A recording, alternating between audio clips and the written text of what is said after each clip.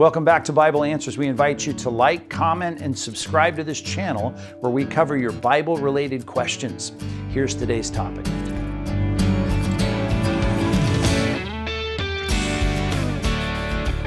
Welcome back to Ask Pastor Mike. We've got another question here from somebody writing, if God is not evil or capable of doing evil, and God created everything, then how did evil come to exist? Basically, the Theodicy question. Right. How's evil in the world? Yeah, Theodicy, by the way, the word that we use when we speak in terms of theology, theos, dike, it means to justify God. Mm-hmm. God, theos, dike, justice. To justify God in the light of evil. And I guess the way it's worded, which it often is, I think we need to distinguish between evil being a thing or evil being a description. Evil's not a thing. There is no such thing as evil. Things we would describe as being evil. And I think that may be helpful because everything that exists, we can say God created the things that are, but when it comes to people's decisions and things that they do, that's a description of things that fall short of the glory of God or are in, stark contrast to God's glory.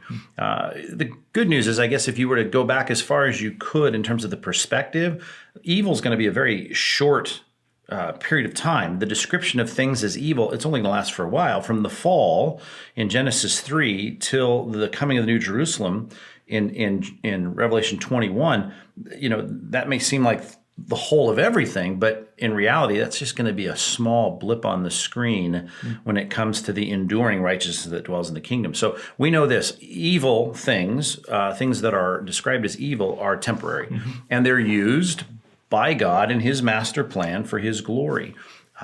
We don't say, we say rightly so that God is not evil. I think of 1 John, in him there's no darkness in this metaphor, which by the way is a great description. Darkness is a description of the absence of light. When there is not righteousness, it's described as evil or wickedness. And in God, he's all righteous.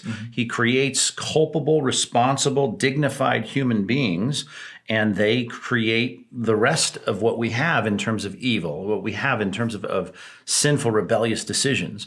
Of course, natural evil we would describe as the next step in this, where God has then imposed a just consequence, which is a righteous act in putting consequences for evil behavior.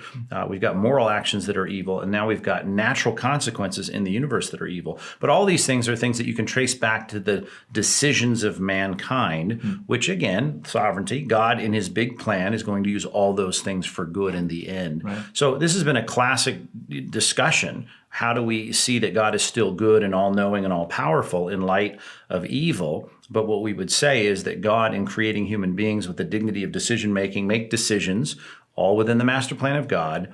They are falling short of the glory of God. They're evil. They're sinful. God is going to utilize that for his own glory and plucking people out of the consequences of that, saving us. We'll be trophies of his grace. We get to see this great sight of God we never would have seen were there no evil. Absolutely. A God who's merciful, kind, compassionate, forgiving, gracious. All of those things, come to shine against the backdrop of evil, which in the end he will put away. There'll be no more crying, mourning, tears, none of that. I've preached on this at length, and if anybody just want to go to focalpointministries.org, they could look up several messages. Even if you just search that word, theodicy, or suffering and evil, you'd find several sermons where we walk through all the steps that will describe why the Bible describes a God who is perfectly holy, how sin starts in the universe, and how eventually it'll wrap up. But I think to get the big picture of God allowing it for a time is very helpful, because in the end, there'll be no reference to evil. It'll all be behind us. It'll all be gone. Right. Well, thanks again, Pastor Mike. And if you want to check out those resources at Focal Point, or email at us at askpastormike@compasschurch.org. We'd love to take that question and help you out. See you next time.